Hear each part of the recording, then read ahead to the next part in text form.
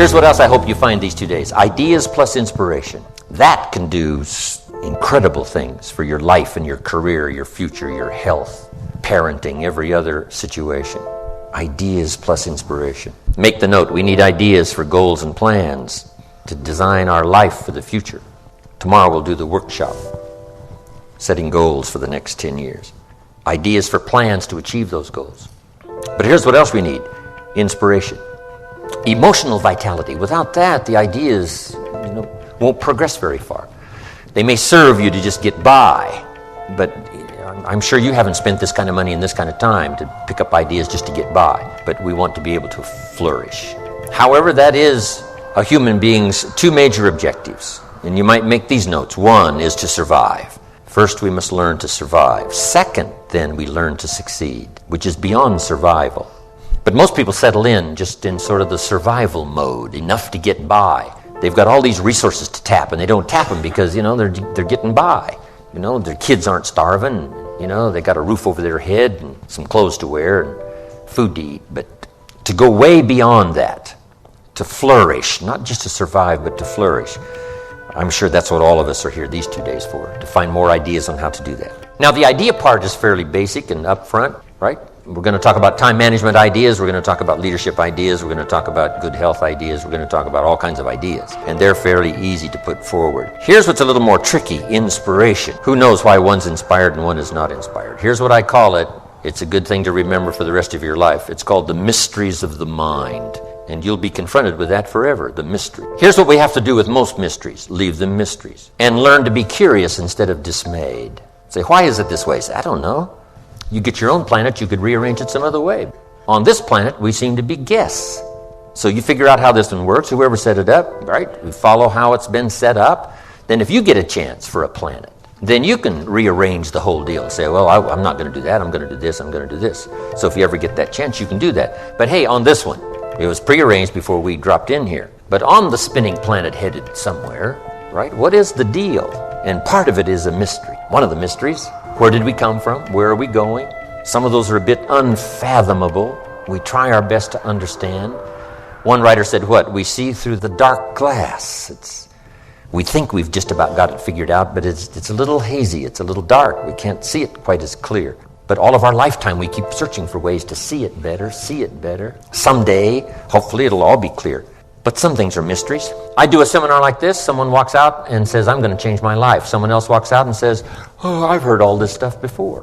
Why 2 different reactions to the same seminar? Just make the note. It's a mystery. And I haven't tried to solve that. You say, well, I'm going to make everybody walk out and say, I'm going to change my life. See, no, you can't do that. It's going to be however it's going to be. And the key is to be curious and not dismayed. Let the mysteries be mysteries. Interesting story says the day the Christian church was started, a magnificent sermon was preached. And if you read the account of the sermon that was preached the first day the Christian church was started, it was a magnificent sermon. And it was a magnificent occasion. It said there was a multitude that heard this sermon, meaning what? A lot of people heard it. But there was an incredible variety of reaction to the people that heard the sermon. It said some that heard the sermon were perplexed. And I thought, wow, this looked like a pretty straightforward sermon to me. Why would anyone be perplexed? And here's the simple answer. They are the perplexed. I mean, if you try to figure that out, you go crazy. And here's what I learned to do. Leave the perplexed. You can't straighten this out. It said some that heard this great sermon laughed at the speaker and mocked, laughed and made fun of him. I'd say, well, hey, this guy looked pretty sincere to me. Why would anyone laugh and mock? And it's a simple answer. They are the laughers and the mockers. And there's nothing you can do about that. You can't straighten it out and you can't turn it around. You just have to let be whatever is and let it be rather mysterious, but learn to be curious and not dismayed. Then it said some that heard this sermon didn't know what was going on. And they're easy to spot. They're usually saying, what's going on, right? They don't know what's going on. Somebody says, well, they should know. Well, your shoulds and shouldn'ts ain't going to affect it. It's like saying the sun should come up in the west. Say, no, you got to leave this stuff alone. Just let the mysteries be mysteries and let what happens. Let that all be. People who could help you out and won't help you out because they know too much about you. And they don't believe, they can't see this new you.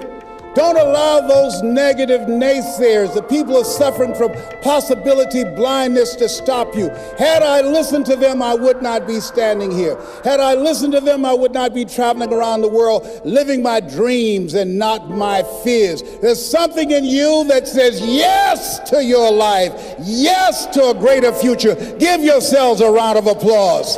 Yes, yes, yes.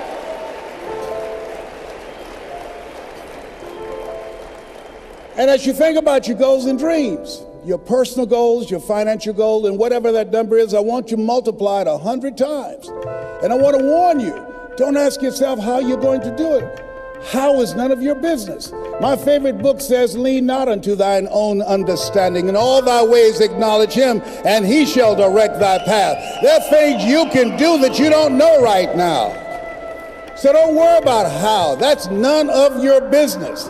And I want you to think about your financial contribution, but also your legacy. What will be different?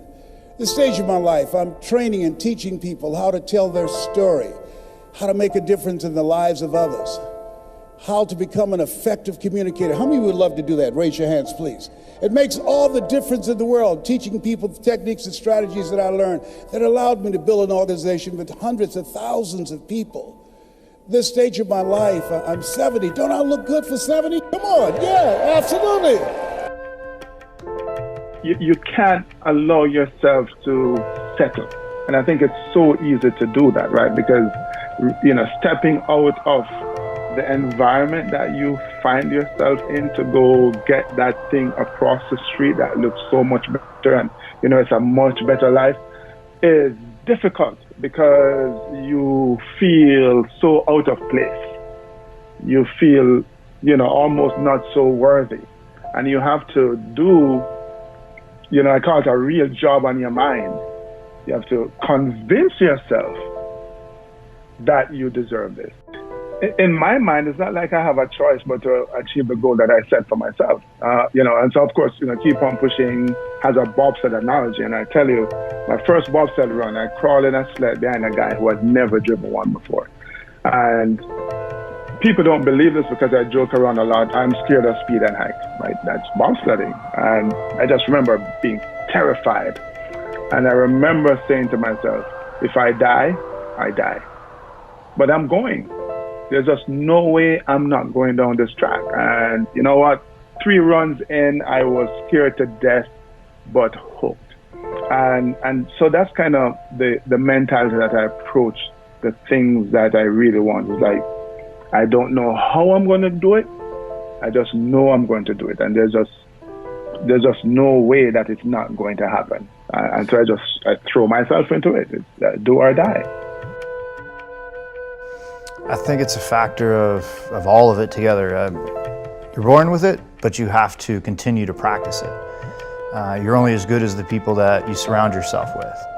You really don't have anything more to prove. Why do you keep going at something dangerous? What drives you now? For me, I still love it. That feeling of putting on the helmet, pulling the belts tight, and outsmarting the competition.